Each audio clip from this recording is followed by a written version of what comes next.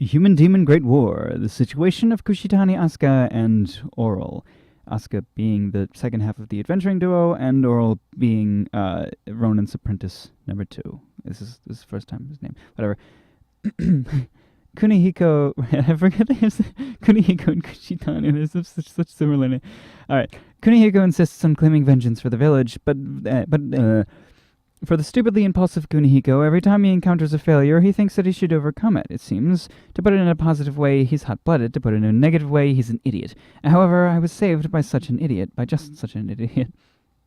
To think I would experience reincarnation, I've no real idea why such a thing happened. According to Kunihiko, reincarnating in another world is commonplace in light novels, but experiencing such a thing for real feels like it would be a nightmare or something. However, when I became a baby in this strange world before I realized it, I had to abandon such thoughts. I can't express in words just how confused I was back then. Incidentally, the fact that the nearby Kunihiko entirely witnessed the scene of me bawling my eyes out is a painful memory that could easily kill me. Even still, the fact that Kunihiko was there besides me, experiencing the same circumstances, provided emotional support. The village Kunihiko and I were born in was that of a bunch of robbers who were mercenaries in name only. Like the Mongolian nomads, they lived in tents, traveling around the border with the demons who they hunted. Then they would attack the demons that they found and escape with their belongings, also reporting about them to the government to receive a reward. Legal robbers, basically. I wanted to leave such a village as soon as possible. After that, I wanted to live normally. Kunihiko wanted to go on adventures, but for me, normal is best. I wanted to go to some safe country and settle down there. All that changed with the raid by the demons. At that time, I was saved by Kunihiko. Speaking only of the result, we were simply overlooked by the demon called Merzofis, but I will never forget that a gallant figure of Kunihiko as he protected me and challenged that demon. It was probably at that time, that I made up my mind to always be together with this guy. And that's why, even though we became homeless children afterwards and had to wander around various places, even when we became successful adventurers, even though we had to do risky stuff like fighting with monsters, I stayed with Kunihiko, even coming to this battlefield. Again, we were overlooked, huh? It seems so. It took everything I had not to sink to the ground. That was how constantly blood-curdling that fight was up until just now. The demon commander Merzofis, the male demon who destroyed our village, he was far stronger than we can possibly have imagined. Kunihiko and I are extremely strong for humans. Kunihiko might say that because we were reincarnators, we had our growth rate adjusted as a cheat ability, but that could be unexpectedly correct.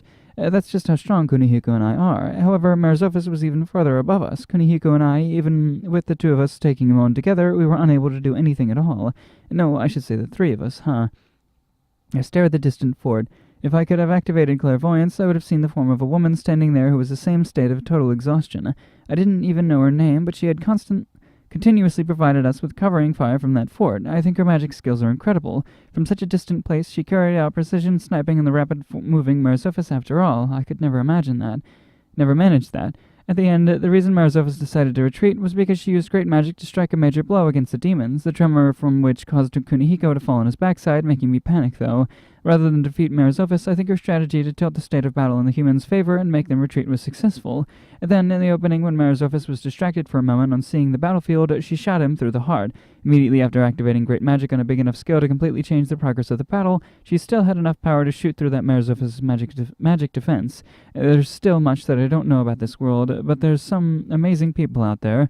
That includes Merzofis, who, despite being shot through the heart, carried out the retreat without even a change of expression on his face. I doubt that could kill him. Despite being shot through the heart, for him to look as if nothing had happened, it makes me wonder if he's really a normal living being. He was a genuine monster. If that unknown magician hadn't aided us, I doubt whether Kunihiko or I could have survived. Realizing that, I belatedly feel a sense of terror rising. While breathing out a sigh, I left the battlefield.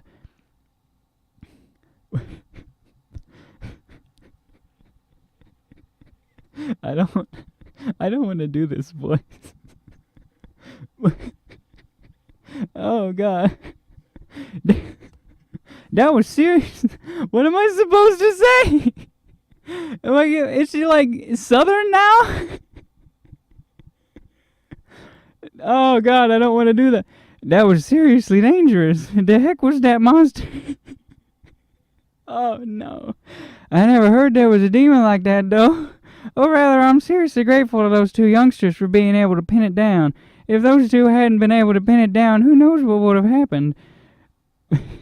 Vice Captain Aurel, it's troubling if you disregard my instructions and act on your own. The noisy one is here. Sorry.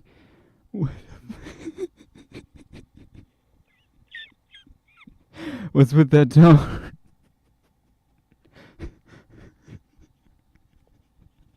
That is no way at all how the author intended for her to speak. It's probably like a cutesy thing, but I do not know how to talk like that. What's with the tone? I'm always telling you, right, that the vice captain of my glorious squad, you can't expose yourself as a bumpkin with that stupid tone. Yup, bumpkin. There we have it.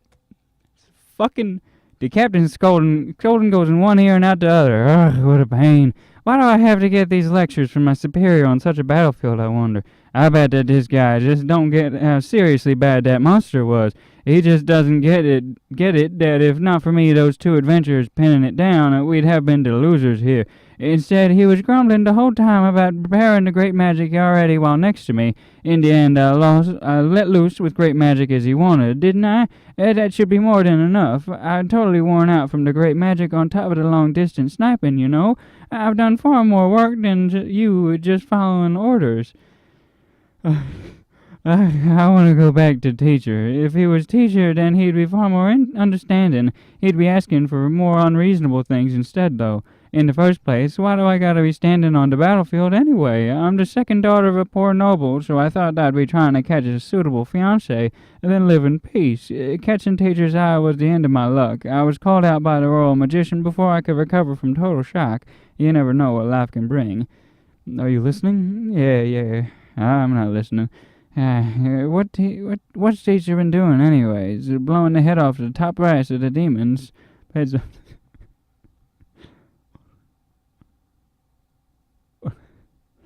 Yeah. Okay. Fucking hell. I hope I never have to do that voice again. I mean, I could have tried to do it like in a normal voice, but then I'd have to sound weirder. I don't know. God, I should just redo it again with like a different. No, we're sticking to this now. Or I could go back and see what she sounded like before. She probably sounded like my normal voice. I don't even remember. God, well, the other ones she was in was probably translated by Turbo, so they were much different than this. But I don't know how to do that in a voice that isn't really dumb. In the first place, why do I gotta be standing on the battlefield anyway? 'Cause she's supposed to sound like weird, right? So I have to do like a really shitty southern thing. Oh, great. Alright, moving on.